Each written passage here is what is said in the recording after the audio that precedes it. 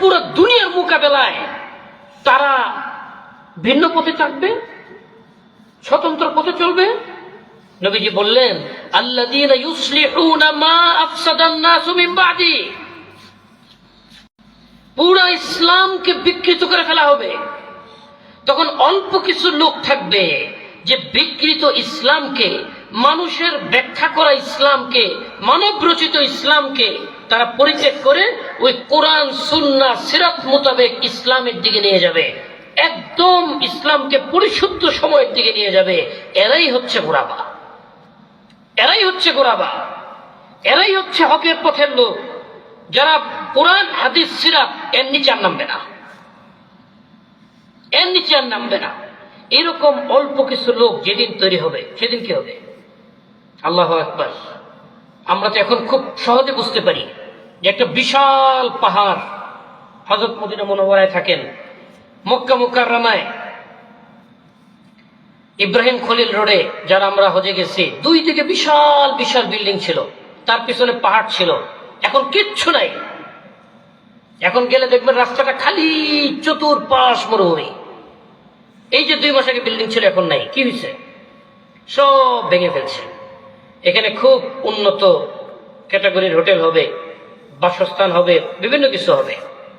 এগুলি তারা ভাঙছে কিভাবে? পাহাড়গুলি ভাঙে কিভাবে?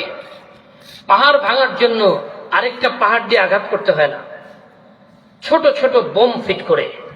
এগুলি যখন বাস্ট হয় তখন বড় বড় টুকরা হয়ে যায় পাহাড়গুলি।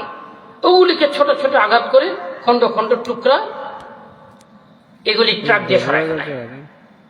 একটা ছোট বোম যেমন একটা বিশাল পাহাড়কে ধ্বংস করে দিতে পারে।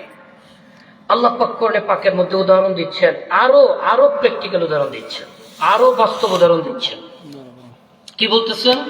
বাল নাকযিফু বিল হাক্কি আলাল বাতিল। আমরা কেঁচো চিনি না? কেঁচো সবাই চিনি না ভাই? সারা বাংলাদেশে কি নামে চিনে? কেঁচো পাইলে বাচ্চারা কি করতো? সেটার গায়ে কি ছিটা দেয়? লবণ ছিটা দেয়, অল্প অল্প একটু লবণ ছিটা দেয়। আল্লাহ বলতেছেন, আমি পুরা বিশাল বিশ্বব্যাপী বাতিলের গায়ে হকের ছিটা দিব। ছিটা তো কম হয়, বলেন নাই হক ছুঁড়ে মারবো, বছর হকের ছিটা দিব। অর্থাৎ ওই ছোট ছোট অল্প অল্প যে হকগুলি আছে, এইগুলিকে বাতিলের মোকাবেলায় ব্যবহার করব। এরপরে কি হবে? ফায়াদমাগুহু, লবণের কিন্তু ক্ষমতা নাই, লবণ তো পড়ে থাকে, কিন্তু লবণের ঝাঁজের কারণে কেঁচো লবণের গায়ের মধ্যে ঘষতে থাকে নিজেকে বাঁচানোর জন্য। এর মানে লবণ যেন কেঁচোটাকে চাবাচ্ছে। ফায়াদমাগুহু ফাইদা হুয়া যাহির, 5 মিনিট পরে দেখা যায় পুরা কেঁচোটা লাল রক্ত হয়ে গেছে। ওটা আগে যেরকম লম্বা ছিল, এটা লম্বা নাই, এটার মধ্যে কোনো জান নাই, এটা কি হয়ে গেছে? লাল রক্ত হয়ে গেছে। আরো কিছুক্ষণ অবস্থান করলে ওই লবণের থাকে লাল রক্তটা সাদা পানির মতো হয়ে যায়, কেঁচোর কোন আলামতই থাকে না।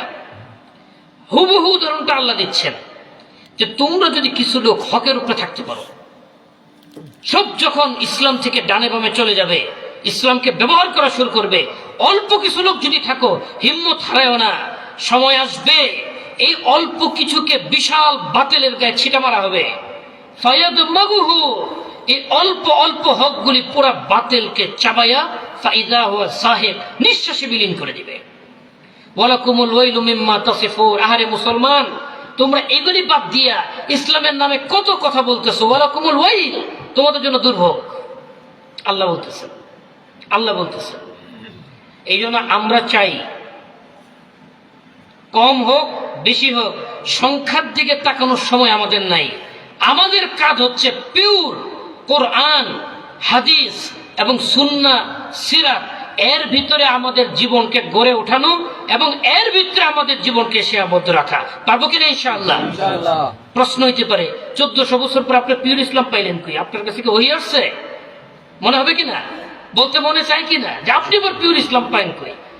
পিওর ইসলাম আমার লাগবে না, কোরআনটা পিওর কিনা বলেন, হাদিস পিওর কিনা বলেন, সাহাবায়ে কেরামের সিরাত পিওর কিনা বলেন। এই 3টে পিওর যদি আমি আমার জীবনের মধ্যে বাস্তবায়ন করতে চাই আর ডানে বামে যাইতে না চাই, তাহলে অন্যদের তুলনায় অন্তত আমার জীবন পিওর হবে কিনা? হবে কিনা বলেন? অতএব এই দাওয়াত ও তাবলীগের এই মেহনত গোটা বিশ্বব্যাপী উম্মতকে এক সুতায় গেঁথে এক কাতারে দাঁড়া করানোর মেহনত, পুরা উম্মতকে এক প্ল্যাটফর্মে আনার মেহনত, পুরা উম্মতকে এক কথার উপরে ইত্তেহাদে কালেমার উপরে আনার মেহনত, পুরা উম্মতকে হকের জন্য জানবাজ বানানোর মেহনত করতে তৈরি আছি আমরা ইনশাআল্লাহ। মসজিদ আবাদ করার নিয়ত আমরা করে ফেলছি আলহামদুলিল্লাহ। এইবার নিয়ত করি সারা পৃথিবীর আনাচে কানাচে এই দাওয়াতের কাজ নিয়ে আমরা কে কে যাবো ইনশাআল্লাহ। কে কে নিয়ত করলাম? একটু দাঁড়ায় নিয়ত করে দেবে ভাই। নিয়ত সবসময় দাঁড়ায় করতে হয়। সাহাবায়ে কেরাম দাঁড়ায় নিয়ত করতেন, আমরা দাঁড়ায় নিয়ত করি সবাই ইনশাআল্লাহ। আল্লাহ তাআলা আমাদের সবাইকে তৌফিক